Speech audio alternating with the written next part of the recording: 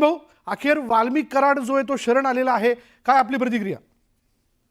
मला वाटतं राज्याच्या मुख्यमंत्र्यांनी त्या ठिकाणी विधिमंडळात आश्वस्तच केलं होतं की कुठल्याही परिस्थितीमध्ये आरोपींना माफ केलं जाणार नाही, कठोर कारवाई होईल. त्यानंतर तपासात वेग झाला, प्रॉपर्टी सीज केल्या गेल्या, त्यांच्या नातेवाईकांना पत्नीला ताब्यात घेतलं गेलं. त्याच्यामुळे आता सरेंडर होण्यावाचून पर्याय नव्हता. पण असेल तिथून त्या ठिकाणी पोलिसांनी त्यांना आणलंच असतं. तिथपर्यंत पोलीस पोचले होते आणि त्याच्यामुळं असणारा सरकारचा दबाव, पोलिसांची कारवाई यामुळेच त्यांना सरेंडर त्या ठिकाणी व्हावं लागलं. आता सरेंडर झाल्यानंतर निश्चितच त्यातले खरे धागेदोरे त्या ठिकाणी हाती लागतील, तपासाला वेग येईल. आणि त्याच्यामुळे मला वाटतं राज्याच्या मुख्यमंत्र्यांनी कुठल्याही प्रकारची हयगय या प्रकरणात केलेली नाही. पूर्णपणे पोलीस प्रशासन त्या ठिकाणी ताकदीनं कामाला लागलं होतं.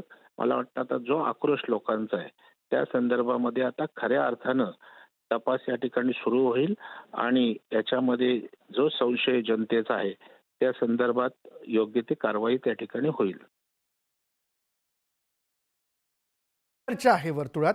काल धनंजय मुंडेंनी मुख्यमंत्र्यांची भेट घेतली आणि त्यानंतर आज वाल्मिक कराडने शरण येणं, या सगळ्याच्यात असं म्हटलं जात आहे की मुख्यमंत्र्यांकडनं धनंजय मुंडेंना देखील याबद्दलच्या कडक सूचना दिल्या गेल्या.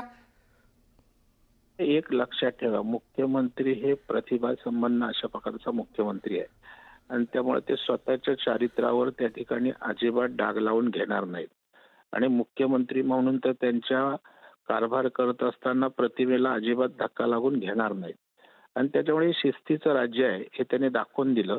धनंजय मुंडे असोत किंवा कोणी असोत, आपण कोणालाही पाठीशी घालणार नाही, कुठलाही त्या ठिकाणचा हस्तक्षेप सहन करणार नाही, हे त्यांनी विधिमंडळाचं सांगितलं होतं.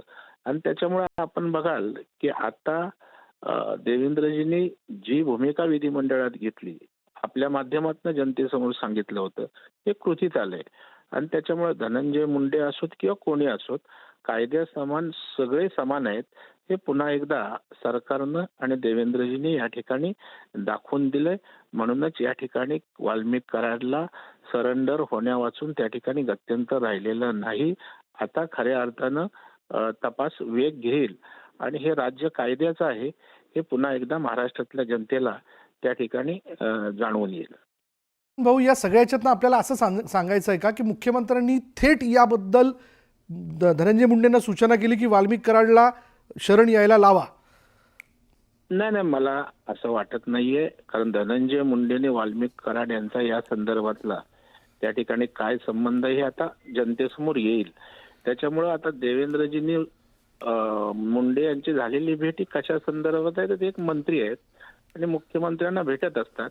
आणि त्याच्यामुळं या कामी जर काही मदत लागली असेल तपासाकामी किंवा गुंता सोडवण्यासाठी तर ते बोलू शकतात.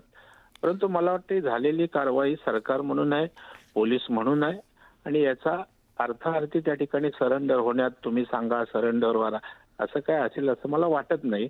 नाहीतर ते पहिल्याच टप्प्यात सांगितलं असतं, तसं काय सांगायचं असतं की यांना काय माहीत असतं तर. परंतु आता शेवटी आता जनतेचा आक्रोश हा मुख्यमंत्र्यांसाठी महत्वाचा आहे. झालेली निर्घृण घटना आहे याविषयी कोणाचंही दुमत नाही आणि त्याच्यामुळे मुख्यमंत्री अशा बाबतीत कोणालाही पाठीशी घालतील किंवा कोणाची हायगय करतील असं कुणालाही वाटत नाही. आणि त्या पद्धतीत कारवाई या ठिकाणी झालेली आहे, गती घेताना दिसते आणि याचा अंतिम स्वरूप जनतेसमोर नक्कीच येईल. धन्यवाद या संवादाबद्दल, या प्रतिक्रियेबद्दल. आणि आता यात आणखीन एक